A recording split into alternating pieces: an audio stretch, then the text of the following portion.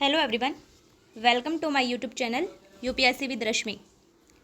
UP PSC 2024 prelims exam और UP ARO 2024 जो री एग्ज़ाम होने वाला है उसके लिए इंडियन पॉलिटी का आज हमारा प्रैक्टिस सेट नंबर 3 है।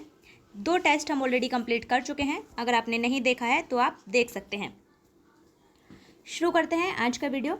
हमारा फर्स्ट क्वेश्चन है, निम्नलिखित में से किसने ब्रिटिश भारत में प्रांतीय स्वायत्तता शुरू की थी? ऑप्शन है A cabinet mission, option B Simon commission, option C Bharat सरकार अधिनियम 1935 और ऑप्शन डी भारत सरकार अधिनियम 1919। इसका सही answer option number D, Bharat सरकार अधिनियम 1919। ब्रिटिश भारत में प्रांतीय स्वायत्तता की शुरुआत की गई थी भारत सरकार अधिनियम 1919 के द्वारा। क्यों?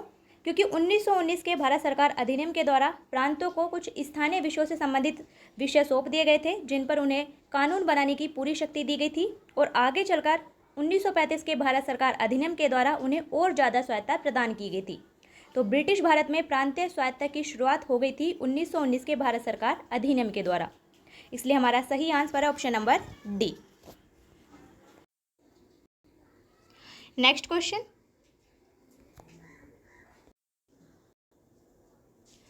क्वेश्चन, है निम्न में से कौन एक सही सुमेलित नहीं है? एक तरफ है प्रावधान और दूसरी तरफ है संविधान के भाग। हमें बताना है कि इनमें से कौन सा सही सुमेलित नहीं है, यानी कौन सा गलत सुमेलित है। ऑप्शन नंबर ए है नागरिकता। नागरिकता का वर्णन किया गया है भारतीय संविधान के भाग 2 में, तो ये हमारा बिल्कुल सही सुमेलित है। ऑप्शन नंबर बी है संघ राज्य क्षेत्र। संघ राज्य क्षेत्र का वर्णन किया गया है भारतीय संविधान के भाग 8 में, ना कि भाग 7 में, तो ये हमारा गलत सुमेलित है और हमें गलत ही बताना था। इसलिए इसका सही आंसर होगा ऑप्शन नंबर बी, क्योंकि भारतीय संविधान का वर्णन किया गया है भारतीय संविधान के भाग 8 में संघ राज्य क्षेत्र का वर्णन मिलता है, जबकि भाग 6 में भाग 7 में भाग 7 को निरस्त कर दिया गया है और भाग 8 में संघ राज्य क्षेत्र का वर्णन मिलता है। इसलिए हमारा सही आंसर होगा ऑप्शन नंबर बी, जो कि गलत सुमेलित है। ऑप्शन नंबर सी है नगर पालिकाएं। नगर पालिकाओं का वर्णन मिलता है भारतीय संविधान के भाग 9A में, तो ये हमारा बिल्कुल सही सुमेलित है। और ऑप्शन नंबर डी है निर्वाचन। निर्वाचन का वर्णन मिलता है भारतीय संविधान के भाग 15 में, ये भी हमारा बिल्कुल सही सुमेलित है। नेक्स्ट क्वेश्चन,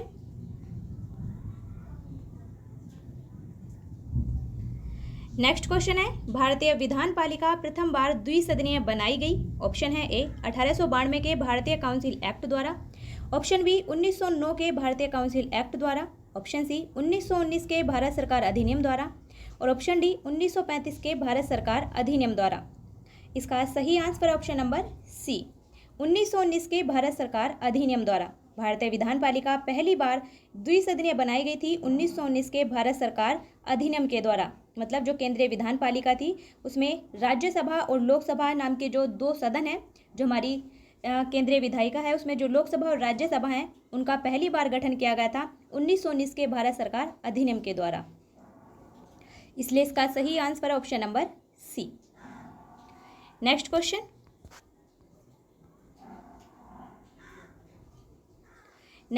है निम्नलिखित में से कौन सा एक युग्म सही सुमेलित नहीं है, यानी हमें बताना है इनमें से कौन सा युग्म गलत सुमेलित है।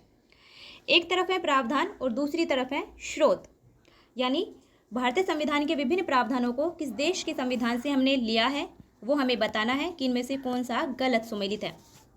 ऑप्शन नंबर ए है मौलिक अधिकार। मौलिक अधिकार लिए गए हैं अमेरिका के संविधान से, तो ये बिल्कुल सही सुमेलित है। ऑप्शन नंबर बी है राज्य के नीति निर्देशक तत्व। राज्य के नीति निर्देशक तत्व लिए गए हैं आयरलैंड के संविधान से, ये भी बिल्कुल सही सुमेलित है। ऑप्शन नंबर सी है केंद्र की अवशिष्ट शक्तियां। केंद्र की अवशिष्ट शक्तियां ली गई हैं कनाडा के संविधान से, ना कि ऑस्ट्रेलिया के संविधान से, इसलिए ये हमारा गलत सुमेलित है और हमें गलत ही बताना था, तो इसलिए इसका सही आंसर होगा ऑप्शन नंबर सी, केंद्र की अवशिष्ट शक्तियां कनाडा के संविधान से ली गई हैं। ऑप्शन नंबर डी है आपातकालीन शक्तियां। आपातकालीन शक्तियां ली गई हैं जर्मनी के वाइमर संविधान से, तो ये भी हमारा बिल्कुल सही सुमेलित है। नेक्स्ट क्वेश्चन,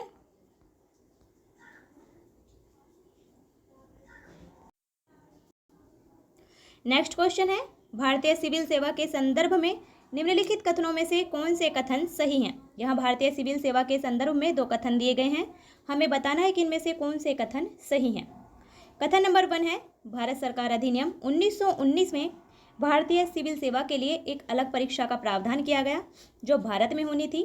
तो ये कथन हमारा बिल्कुल सही है।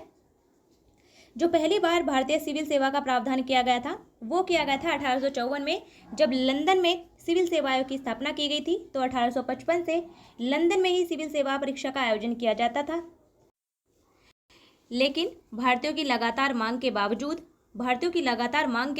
बाद फिर 1919 का जो भारत सरकार अधिनियम आया था उसके माध्यम से जो भारतीय सिविल सेवा की जो परीक्षा है वो भारत में आयोजित होने लगी 1922 से। 1919 के भारत सरकार अधिनियम के तहत 1922 से फिर भारतीय सिविल सेवा की परीक्षा भारत में भी आयोजित होने लगी। पहले इलाहाबाद में आयोजित होती थी, उसके बाद दिल्ली में। तो ये कथन हमारा बिल्कुल सही है कि भारत सरकार अधिनियम 1919 में भारतीय सिविल सेवा के लिए एक अलग परीक्षा का प्रावधान किया गया जो कि भारत में होनी थी। कथन नंबर 2 है, भारतीय सिविल सेवा में 1941 में भारतीयों का प्रतिशत यूरोपवासियों से अधिक था। तो ये कथन भी हमारा बिल्कुल सही है। 1941 तक आते आते भारतीय सिविल सेवा में भारतीयों का प्रतिशत यूरोपवासियों से अधिक हो गया था, इसलिए कथन 2 भी हमारा बिल्कुल सही है। हमारा सही आंसर होगा, दोनों ही कथन बिल्कुल सही हैं, यानी ऑप्शन नंबर सी हमारा सही आंसर है। नेक्स्ट क्वेश्चन है, निम्नलिखित में से संविधान सभा के बारे में गलत कथन कौन सा है? यहाँ संविधान सभा से संबंधित कुछ कथन दिए गए हैं, हमें बताना है कि इनमें से कौन सा कथन गलत है।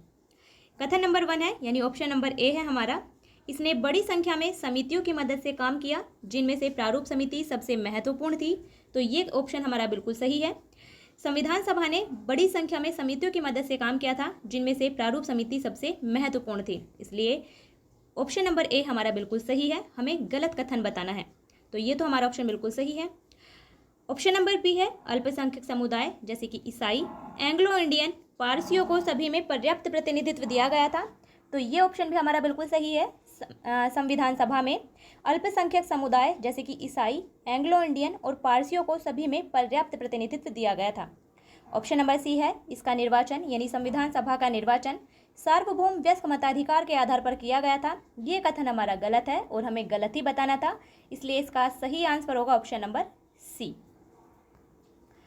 संविधान सभा का जो निर्वाचन किया गया था वो सार्वभौमिक वयस्क मताधिकार के आधार पर नहीं किया गया था, बल्कि संविधान सभा के सदस्यों का निर्वाचन प्रांतीय विधायिकाओं के सदस्यों के द्वारा अप्रत्यक्ष रूप से किया गया था, इसलिए ये कथन हमारा गलत है। और ऑप्शन नंबर डी है, इसकी चुनाव प्रक्रिया यानी संविधान सभा की चुनाव प्रक्रिया 1935 के अधिनियम की 6ठी अनुसूची पर आधारित थी। कर, संपत्ति और शैक्षणिक योग्यता के कारण मताधिकार सीमित था। तो ये ऑप्शन भी हमारा बिल्कुल सही है। नेक्स्ट क्वेश्चन है, भारत शासन अधिनियम 1919 के अंतर्गत भारतीय विधायिका का अंतिम निर्वाचन किस वर्ष में आयोजित किया गया था? ऑप्शन है A 1930, option B 1934, option C 1945 और ऑप्शन डी 1947। इसका सही answer option number C 1945। Bharat शासन अधिनियम 1919 के अंतर्गत भारतीय विधायिका का अंतिम निर्वाचन 1945 में आयोजित किया गया था, इसलिए इसका सही answer option number C. Next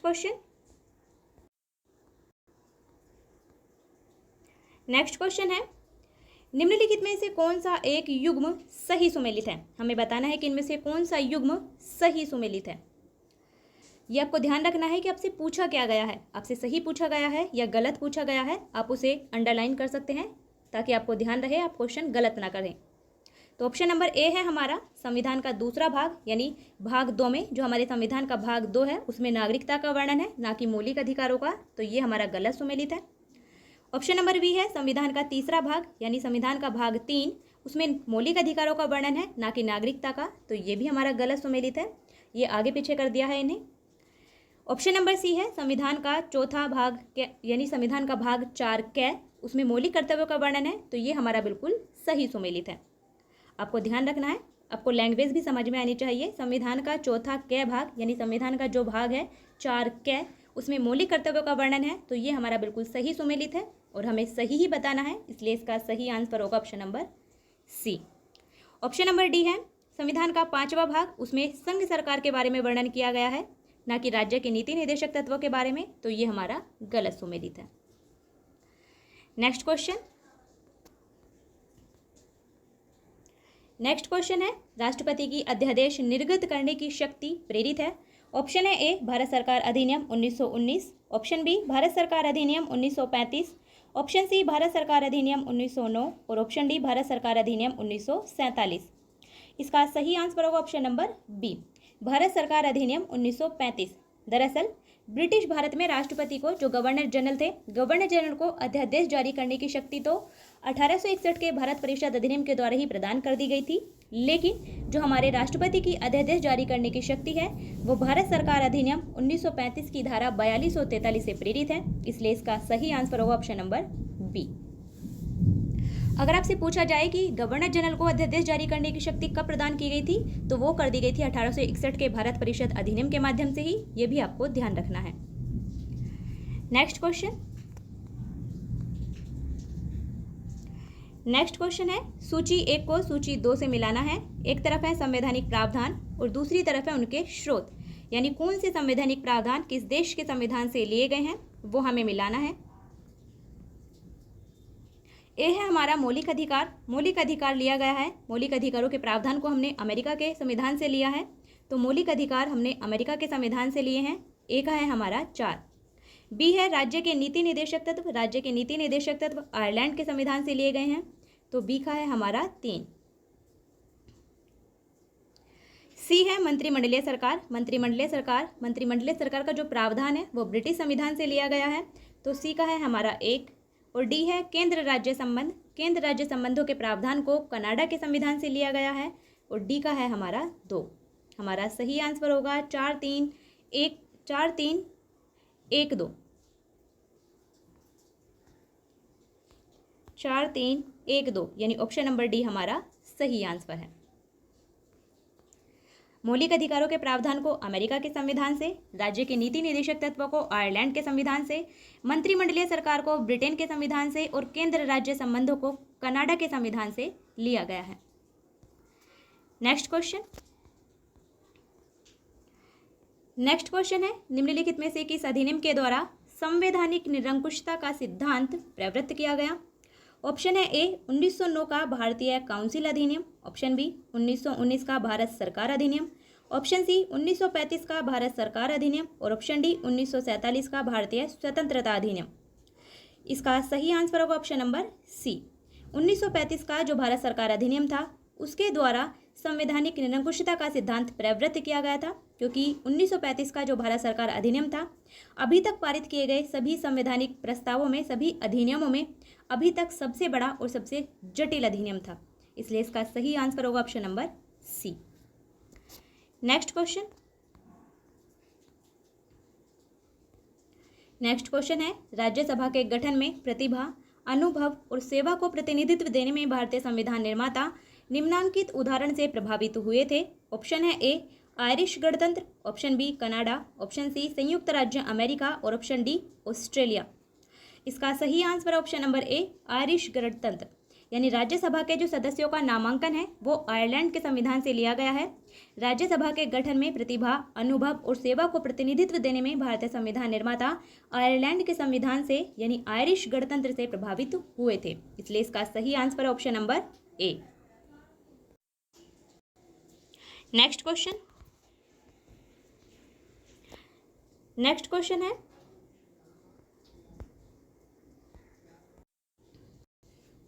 निम्नलिखित में से कौन अगस्त 1946 में गठित प्रथम अंतरिम राष्ट्रीय सरकार के सदस्य नहीं थे। ऑप्शन है A C Rajagopalachari, option B doctor Rajendra Prasad, option C doctor S Radhakrishnan और ऑप्शन डी जगजीवन राम। अगस्त 1946 में जो प्रथम अंतरिम राष्ट्रीय सरकार का गठन किया गया था, इनमें से कौन उसके सदस्य नहीं थे, तो इसका सही आंसर होगा option number C, doctor Sarvepalli Radhakrishnan 1940 में गठित प्रथम अंतरिम राष्ट्रीय सरकार के सदस्य नहीं थे, जबकि सी राजगोपालाचारी यानी चक्रवर्ती राजगोपालाचारी शिक्षा मंत्री थे, डॉक्टर राजेंद्र प्रसाद खाद्य और कृषि मंत्री थे और बाबू जगजीवन राम श्रम मंत्री थे। ये 1940 में गठित प्रथम अंतरिम राष्ट्रीय सरकार के सदस्य थे, जबकि डॉक्टर सर्वपल्ली राधाकृष्णन प्रथम अंतरिम राष्ट्रीय सरकार के सदस्य नहीं थे। नेक्स्ट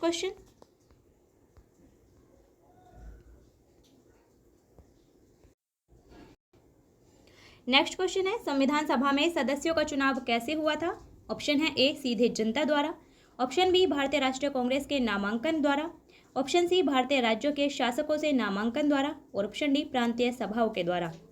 इसका सही आंसर ऑप्शन नंबर डी, प्रांतीय सभाओं के द्वारा। संविधान सभा के सदस्यों का चुनाव प्रांतीय जो विधानसभाएं थी, प्रांतीय विधानसभाओं के द्वारा अप्रत्यक्ष रूप से किया गया था, इसलिए इसका सही answer option number D. Next question है, संविधान सभा के चुने हुए स्थायी अध्यक्ष कौन थे?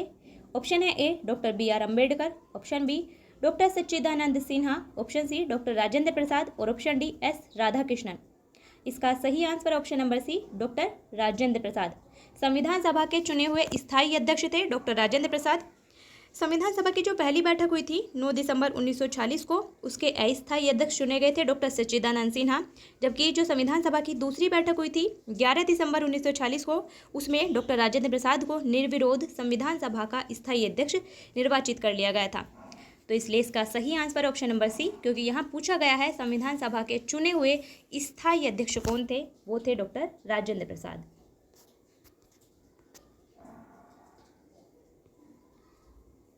तो ये था हमारा आज का वीडियो, जिसमें हमने पॉलिटी से रिलेटेड क्वेश्चन डिस्कस किए हैं। अच्छे से पढ़िए, रिवाइज कीजिए। अगर आपने पहले पार्ट नहीं देखे हैं तो देख लीजिए, वीडियो को शेयर भी कीजिए। आपका जो भी डाउट हो, जो भी क्वेश्चन हो, आप कमेंट बॉक्स में लिख सकते हैं। फिर मिलते हैं नेक्स्ट वीडियो में, तब तक के लिए बेस्ट ऑफ लक।